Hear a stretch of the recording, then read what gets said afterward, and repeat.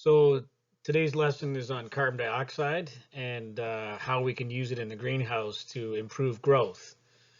Obviously, in this picture here, I'm showing the evils of carbon dioxide as far as uh, hydro production versus nuclear.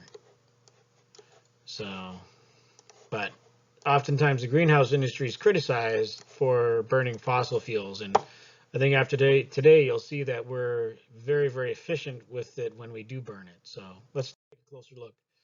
Um, First important thing to remember is that CO2 is actually a nutrient. I mean, we all know CO2 is brought into the plant and stitched together to make sugar. So plant consumes it. So it's a nutrient, right? So seems obvious when I point it out, but it's easily forgotten. Um, so as a nutrient, it is shown to increase biomass, increase fruit yields, maybe earlier flowering, and sometimes even larger flowers. We get thicker, stronger stems that can support better fruit loads, and we get reduced bud abortion in some flowering species, especially roses. So as far as early flowering, you may have been wondering, remember our last lesson in the root zone was about carbon to nitrogen ratios. And this is part of that formula, right? We're shifting towards carbon by bringing CO2 into the greenhouse, getting more sugars and thus more flowering. So improving photosynthesis. So plants normally use, like it says, 2 to 4% of usable light energy. So um, it's not the most efficient thing. All the light that hits the plant, only around 2 to 4% actually gets used. Um, and then when we look at carbon dioxide, right, that's part of photosynthesis. The plant usually, we can improve production or photosynthesis by around 30 to 50%, depending on things like the intensity of light, temperature, and the growth stage of the plant. So adding CO2 helps improve the process of photosynthesis, right? Um, and to be fair, yes, net growth is typically on a range of around 10% by adding CO2, but 10% is significant. That's not a tiny amount. Um, One of the things to keep in mind here is that with improved CO2, which of course with photosynthesis, CO2 is used to make sugar. We're putting more CO2, we're going to get more sugar. We're going to have photosynthesis working for us a bit more.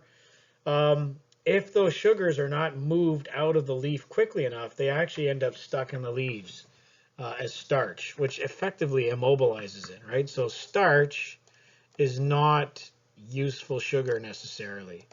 Yeah, for storing energy in case there's some sort of a famine or no nutrients. But realistically, if the farmer's doing a good job growing their crop, there's no reason to go to any kind of nutrient reserve.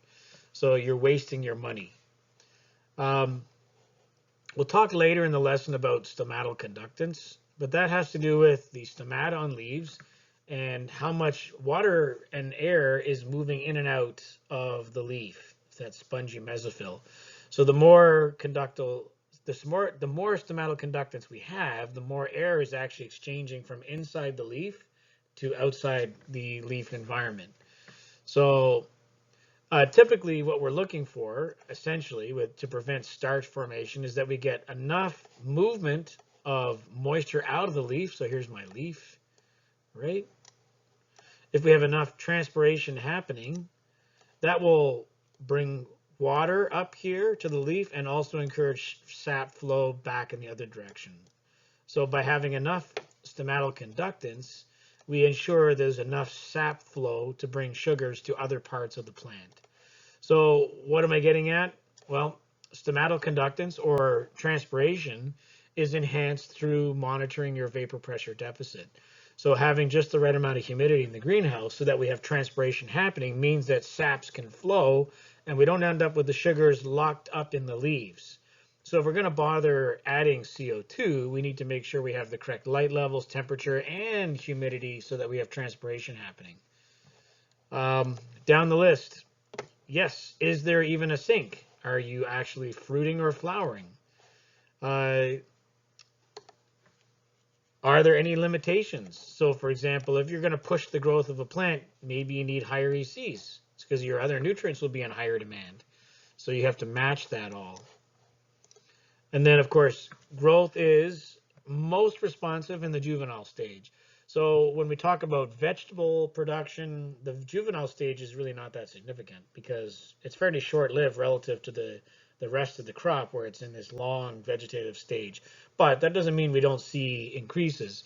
But where you see increases on a scale of like 50% is in the juvenile stage. So in this case, CO2 is used in the ornamental industry as well because of this juvenile stage increase. The vegetable sector uses it absolutely, and they do benefit from it hugely. But the biggest increases are seen with juvenile growth in ornamental greenhouses. This is just a reminder slide about obviously all that happens inside the plant in terms of water is being busted apart and combined with carbon to make sugar, and oxygen is a byproduct, right? That's photosynthesis. You should learn that in Plant Science 1. And CO2 is stitched together through the energy of these reactions to make sugar. Now, when we look at the different processes, there is photosynthesis, respiration. So photosynthesis goes in this direction. Respiration goes in this direction. And then there's photorespiration. Yeah, you remember that.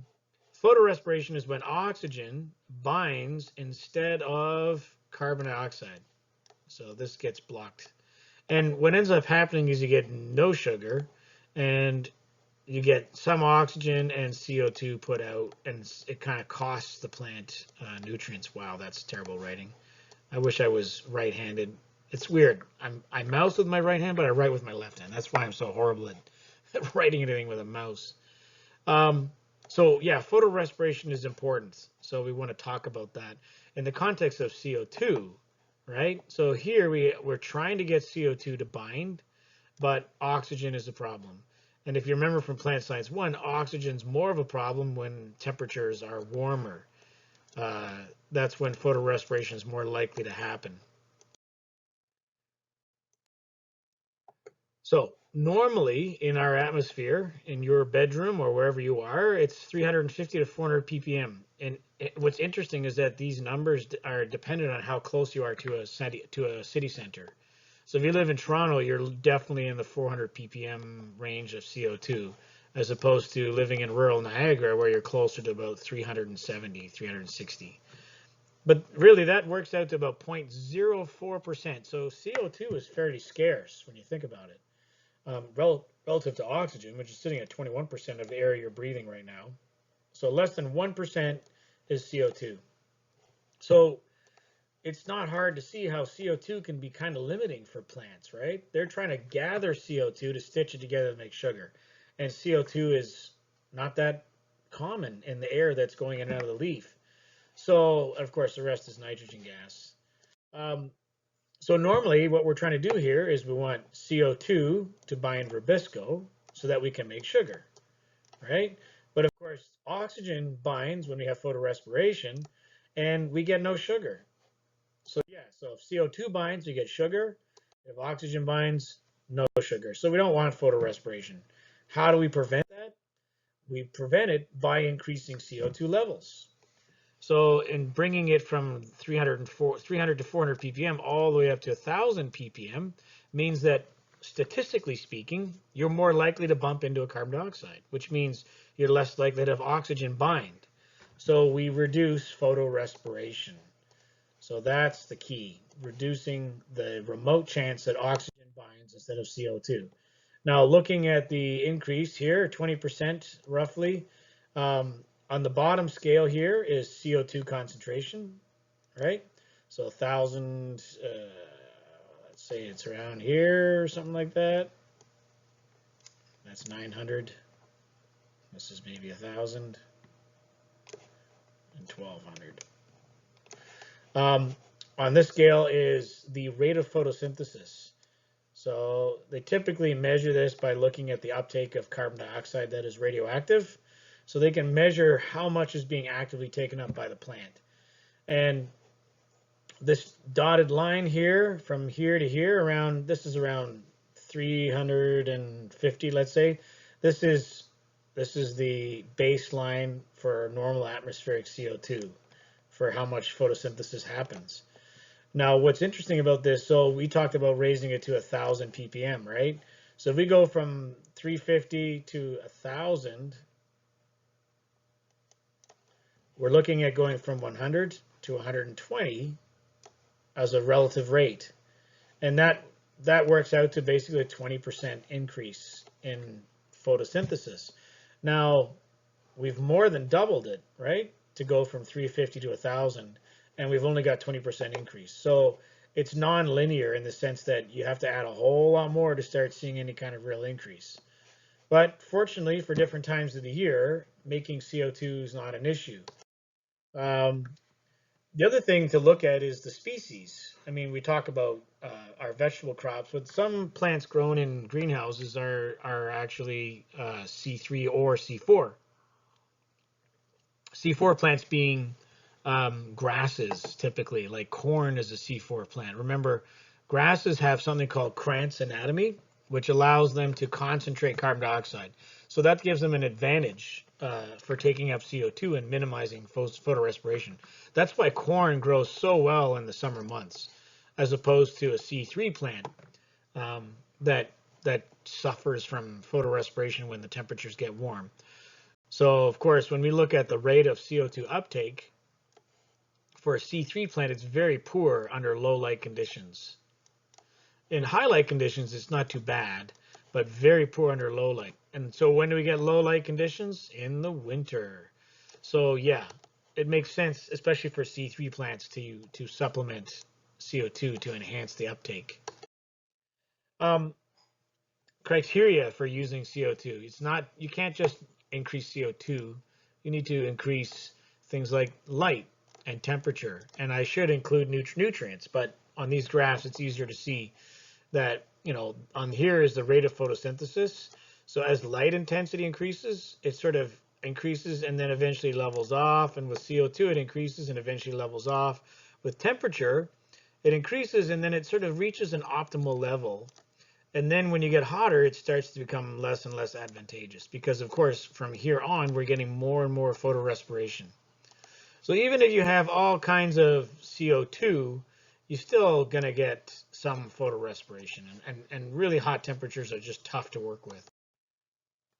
As far as how much light is enough, I've had a couple of discussions with students about this. And here's the 1,000 micromoles, which is very bright. We can achieve that in the summer.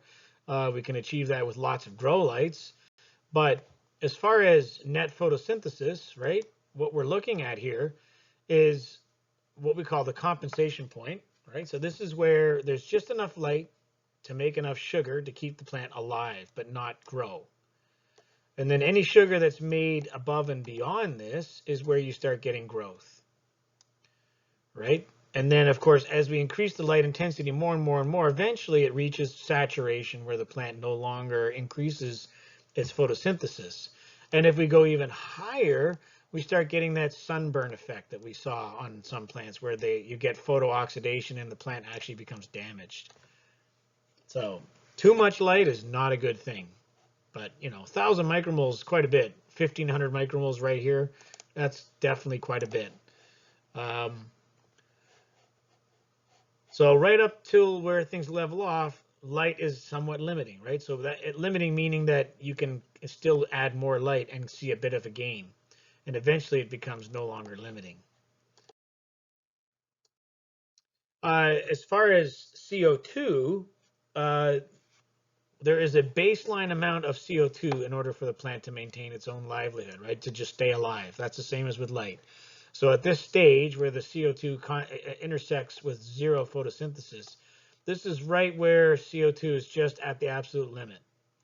Then, of course, as we start to increase CO2, we see improvement, eventually it starts to limit. And what we're looking at here is what's called a CO2 diffusion limit. That means that when there's a certain amount of CO2 outside the leaf, it takes time to get into the mesophyll.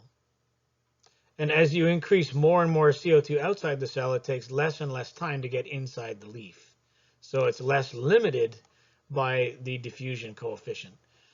So this is in a sense where what we're getting at here is, first of all, that CO2 is important, that CO2 needs to be used intelligently, not just anytime you feel like it. So you need to know what your CO2 levels are. You need to know that you have enough. And is it too much? Or is it limiting? Or do we not have the right temperature? That kind of thing. So when we're specifically looking at CO2 levels, this is our atmospheric level, 350 ppm, which interestingly seems to work quite well with your baseline diffusion levels. And after this stage, above, and remember 350 is around what's normally in the atmosphere. So here you can see that most plants are well adapted to normal CO2 levels because they respond accordingly. When you get past that level, so when we have more CO2 than is normally in the environment, there is a slow but steady increase. And this is what we call a biochemical limitation, because it takes time for these chemical reactions to actually happen beyond diffusion in and out of the leaf.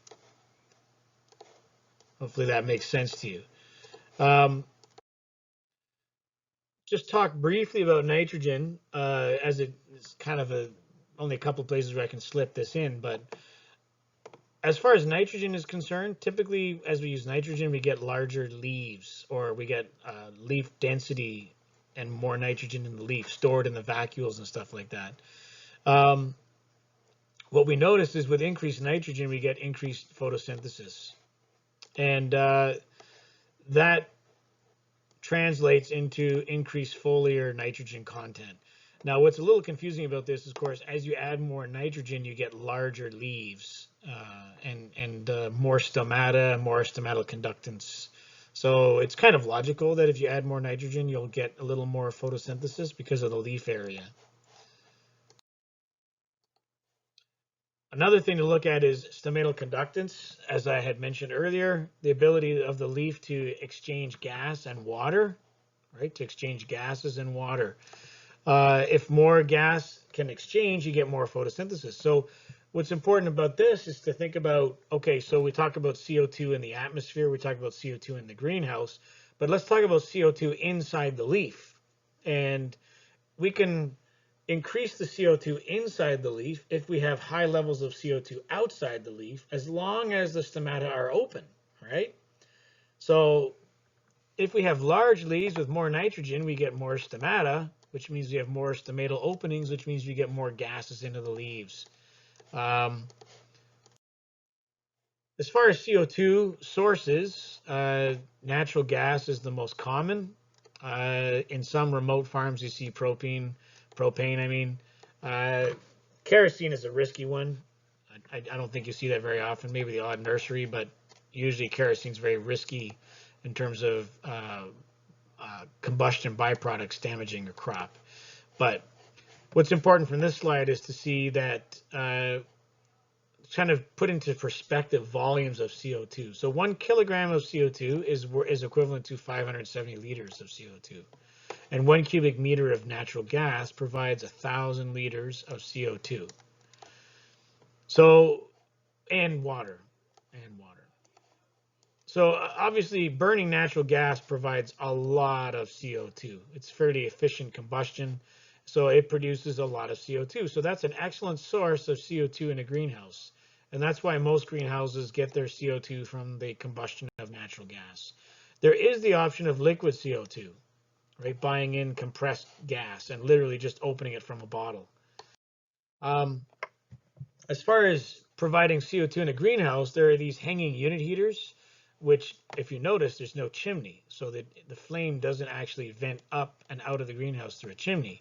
What happens is the open flame sucks air in, the fan sucks air into the back, and there's a fan with flames, and warm, moist air from the combustion of natural gas comes out with CO2. So these things are sometimes called Holland heaters, and they produce a lot of CO2. Basically, they're 100% efficient because they're not venting any air outside the greenhouse. Everything stays inside the greenhouse, all the heat and all the CO2 and the moisture from the flame from natural gas burning. So they do raise the humidity because of the moisture from burning the natural gas. You've probably seen how if a car is sitting at an intersection, it's burning gas and water drips from the exhaust. That's because anytime you burn hydrocarbons, you produce heat and CO2 and water vapor.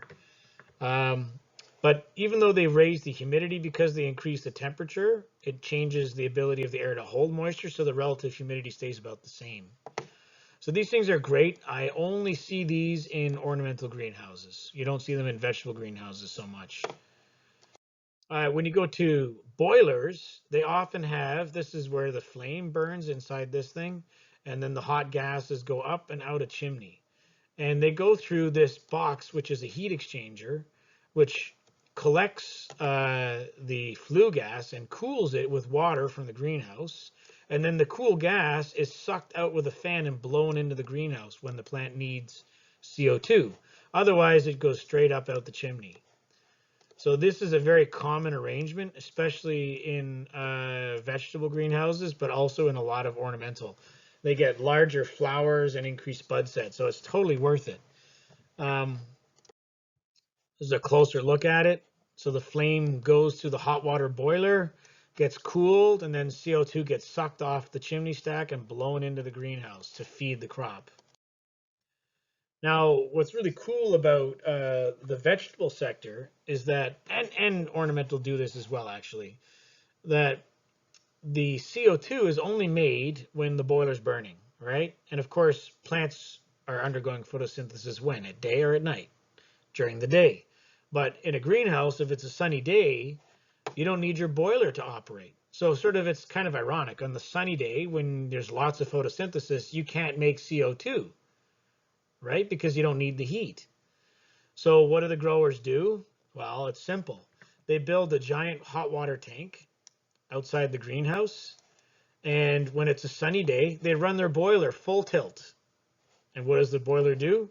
It heats all the water inside the tank and stores it till the night.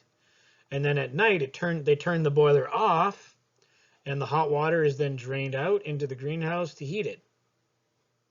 It basically reverses the entire process of when you produce your heat. And the beauty of it is that almost all the exhaust gases from the boiler go into the greenhouse to feed the crop. And the crop munches away at the CO2, consuming it. So their emissions are greatly reduced. This is about as efficient as it gets for using a resource responsibly. Another picture diet showing how it works, right? So the hot water boiler, you have the choice of either going direct to the greenhouse or you go to the hot water tank. And the exhaust gases are collected, cooled, and blown into the greenhouse to feed the crop. And if the CO2 levels are too high, then they let the CO2 exit the chimney stack.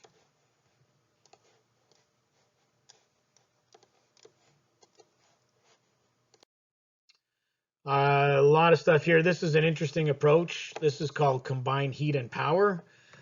Greenhouses with a little more money actually do this. A lot of stuff going on here. Don't worry too much about it. But essentially what it is there's a giant engine, like a train engine or a ship engine, that is powered by natural gas. And it makes electricity and it heats water. And all the CO2 from the engine is piped into the greenhouse to feed the crop. So not only are they collecting all the heat and the CO2, but they're also making their own electricity to power their greenhouse. And a lot of the greenhouses that have these combined heat and power units actually produce excess hydro, and they power houses in their community.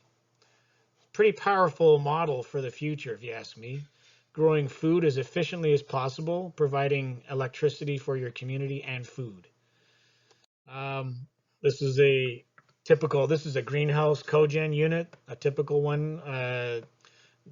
GE makes them. Sometimes they're called Genbacher. They're very big. You know, I'm not a very big person, but if I was standing here, I would be about this tall.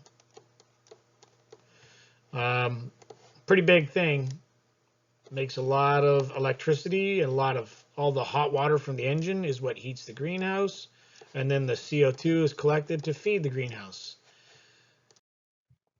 These are some close-up pictures of how CO2 is distributed in the greenhouse. There's blowers throughout the greenhouse that pick up the CO2 from the main line and pump it into tubes. These tubes go out into the greenhouse to collect into little, they're basically polyethylene long bag tubes. Here you can see the tube is hanging in a metal clip. This is an S clip on the activation pipe. And along the pipe are little holes that let the CO2 escape from the sides. So this blower pressurizes the tubes and then the CO2 escapes. And notice the tubes are in amongst the canopy of the crop, this being a cucumber crop in this case. As far as boilers, they do have to be tuned.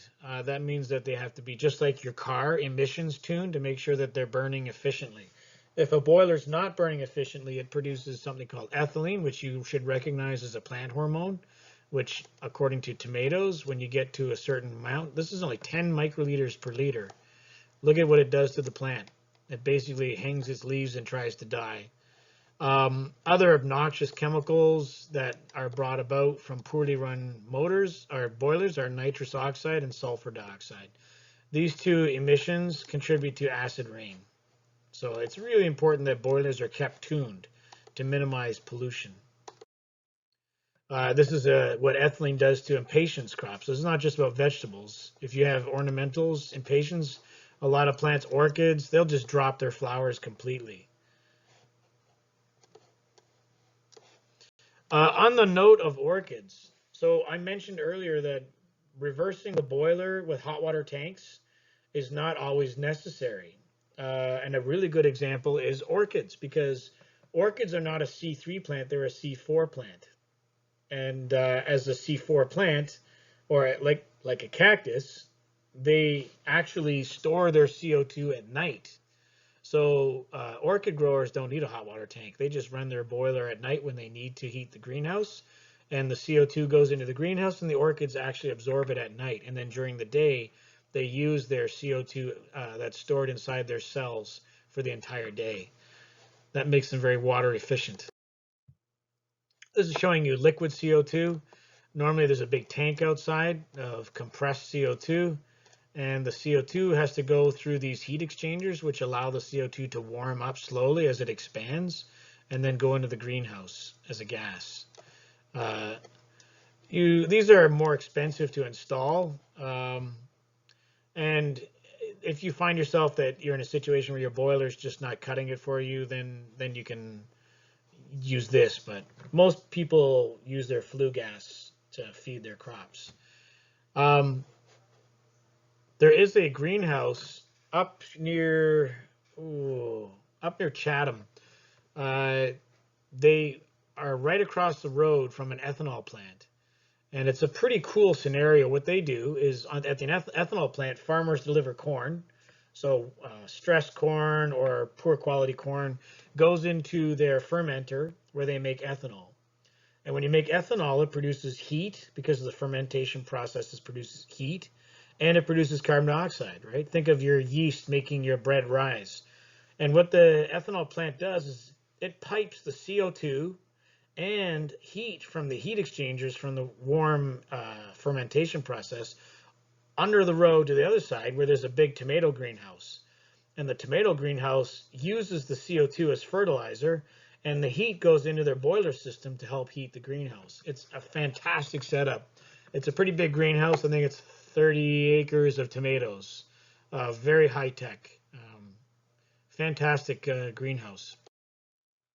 There's other ideas on how to supplement with CO2. Some of you who are hobby cannabis growers will recognize these fungi bags, where basically all it is wood chips, and it's inoculated with mushroom spores. And as mushrooms feed on the wood chips, they produce carbon dioxide, right? So this is these boxes have fungus in there that, as the fungus breaks down the fibers, it produces CO2. Are they effective? I'll be honest with you, a lot of the times they don't produce enough CO2 to be of significance. This is interesting. Here they've taken milk crates and hung them over their cannabis crop and put dry ice inside.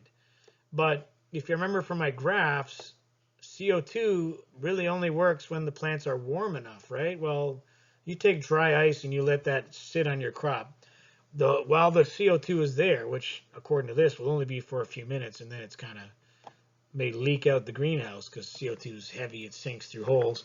The plants are cold, so they can't really take advantage of it. So that's a very expensive, exotic way to get CO2 in your greenhouse.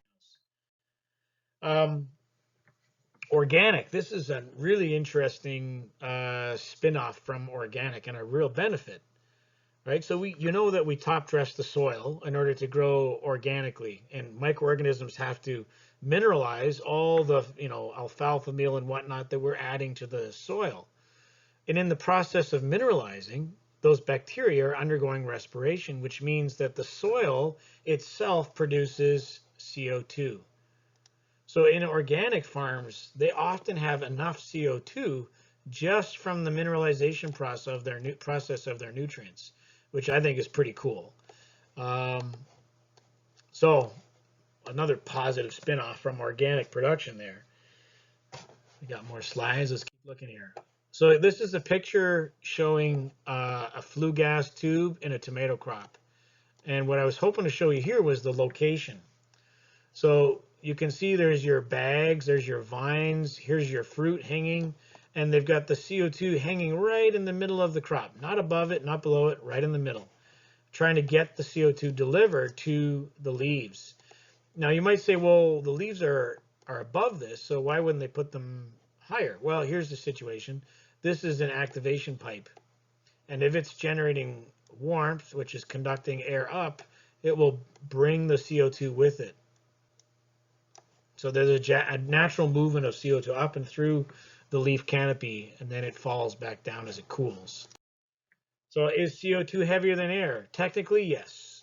But this convection is enough to bring it up to the canopy. But it is heavy, which is not a bad thing, because what does it mean? It means that you can actually open your vents a little bit if it's really hot, and the CO2 is not going to escape.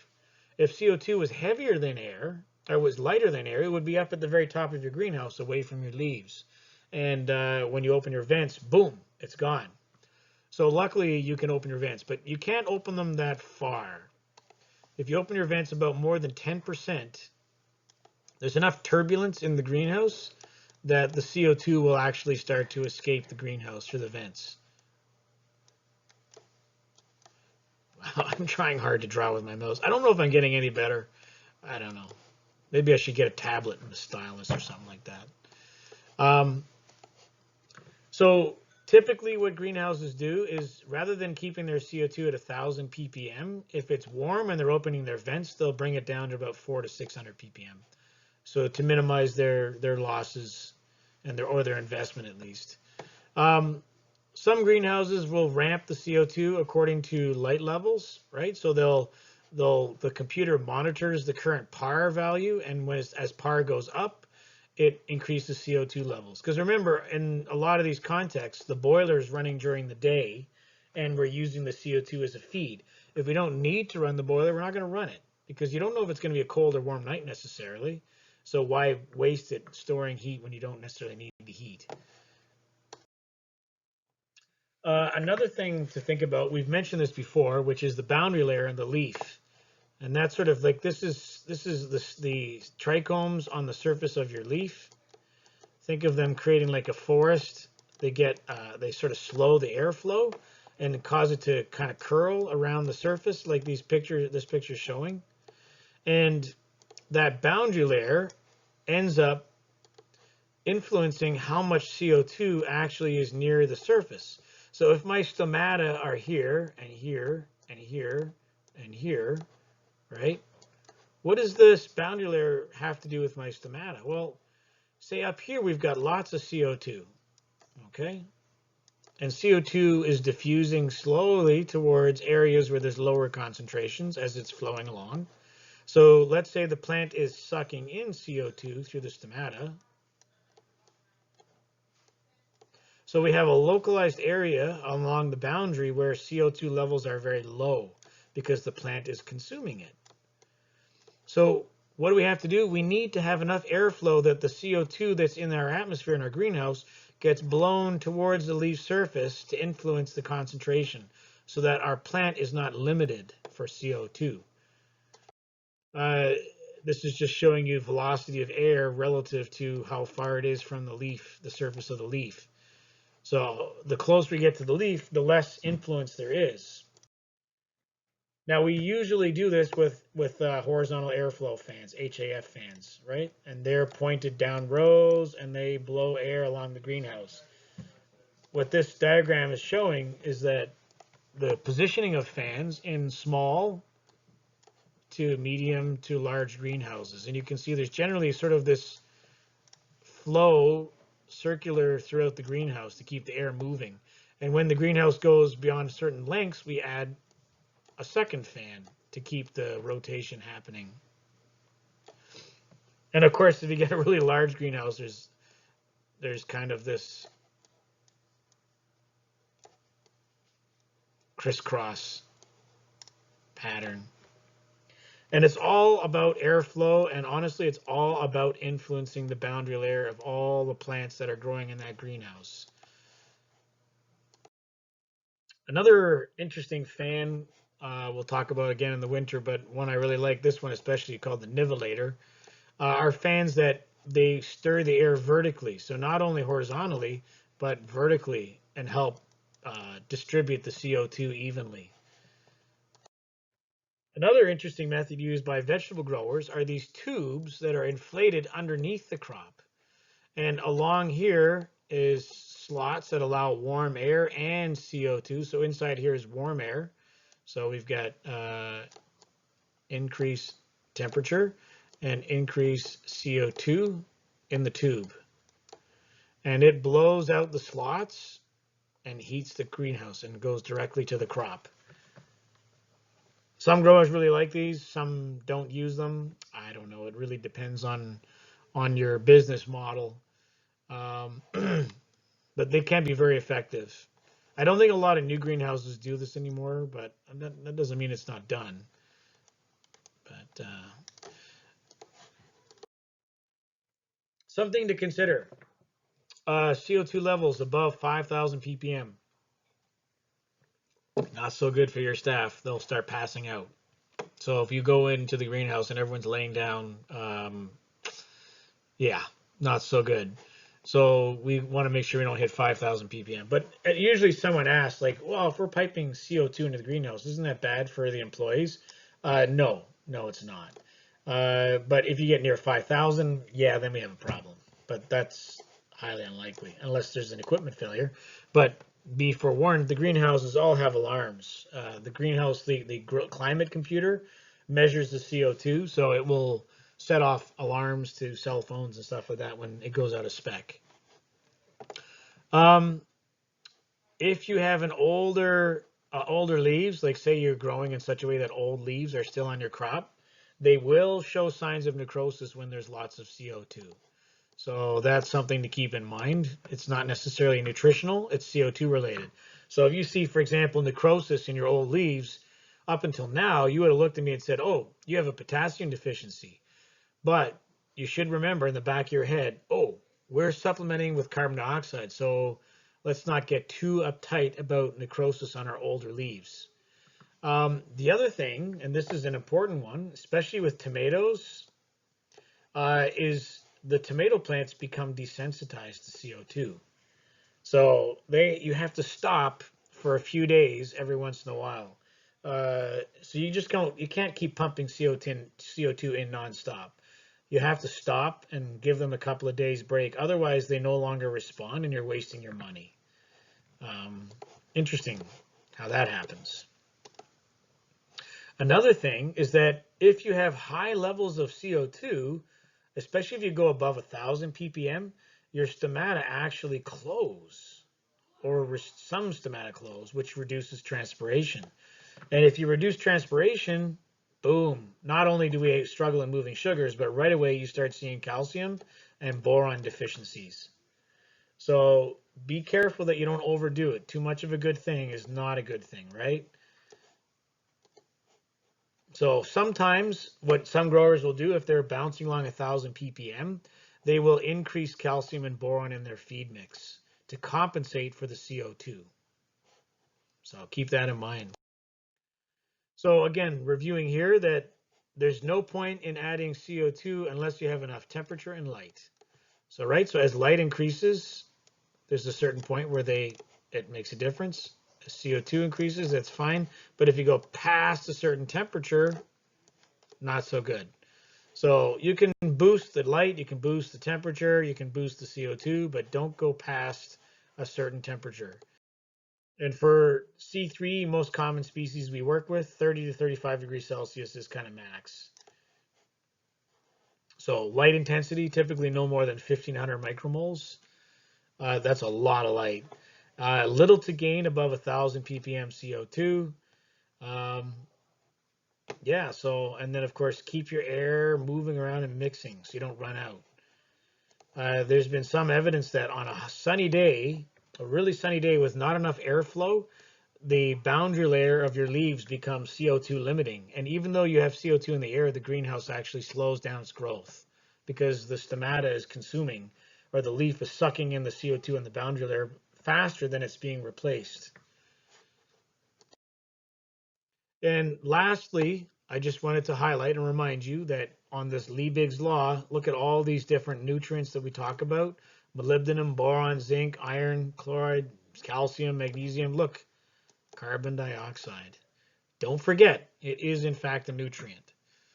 So, all right, a lot of information there. Sorry about that. You can always go back and listen and replay some sections if you have to. And as always, you can email me or talk to me in class if you have questions. Okay, take care.